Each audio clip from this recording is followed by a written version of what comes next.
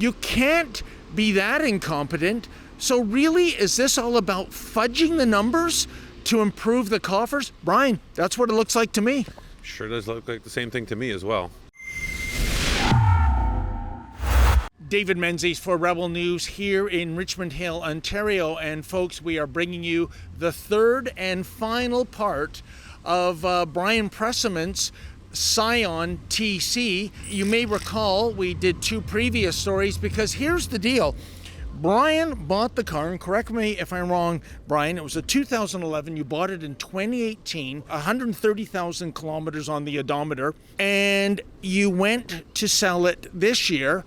So it is 6 years later, double the kilometers, 260,000, and somehow Service Ontario evaluated this car that was worth $7,000 in 2018 to be more than $15,000 in 2024. For those who didn't see the videos, can you recap what your reaction was when you found out that this nondescript, non-classic car actually doubled in value with 6 years worth of age plus twice the kilometers? I was shocked. I mean, the value of this car, the taxes that we'd have to pay on the value of this car are more than the value of the car, and it would be impossible to sell.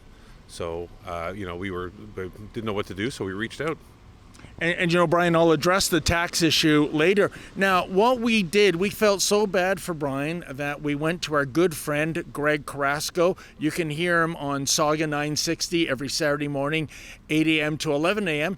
But his day job, so to speak, he is a car dealership principal, now with Direct Nissan. And you might recall we took out the Scion. Pretty happy it made the journey. It's not in pristine mint condition, to get a professional evaluation and check out what Mr. Carrasco had to say. Service Ontario says 15,000. You say 1,500. 10% of what the government says it's worth.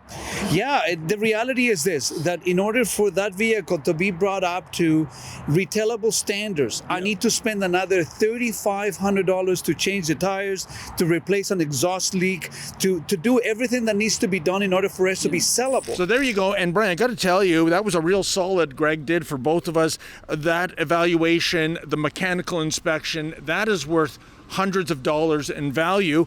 But at the end of the day, he found what Service Ontario values at $15,000 to be worth $1,500 plus about almost $4,000 in repairs to make it roadworthy. What do you say about that? I just think it's shocking. I'm just wondering if they're bumping up the price so they can recover more taxes to give us all back the license sticker that they canceled.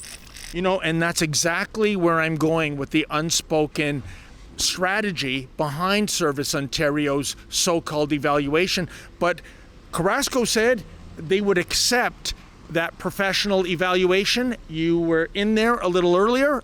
Did they indeed accept that estimate of the car's value? So after an hour waiting in line, they did accept it. They did accept it. However, when I asked them if they are going to change the records in the computer, they just shrugged and said, no, that's not our job. We will accept this as is, but it's next person's problem to figure it out themselves.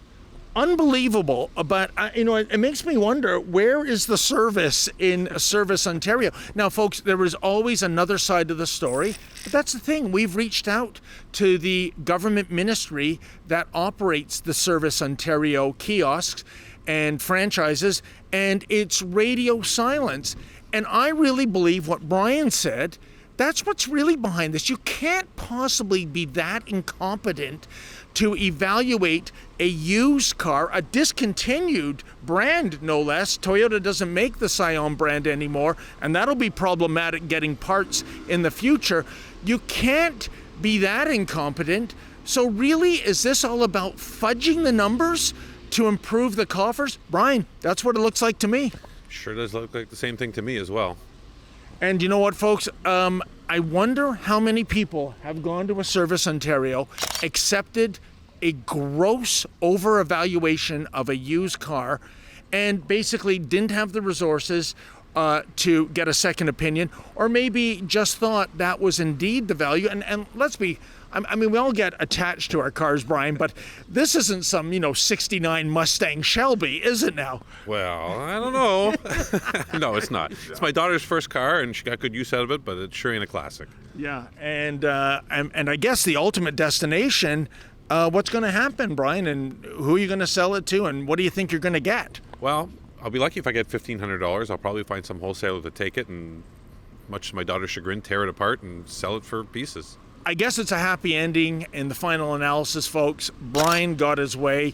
He convinced them that this is not a $15,000 car sitting behind me. And you might have noticed, Brian, I'm wearing my Three Stooges tie because I really think that's who's running Service Ontario and the ministry that oversees Ontario. They're stooges, maybe more than stooges. The stooges had good hearts. They were just thoroughly incompetent. I think these guys are borderline crooks. You might be right. Yeah, good impression.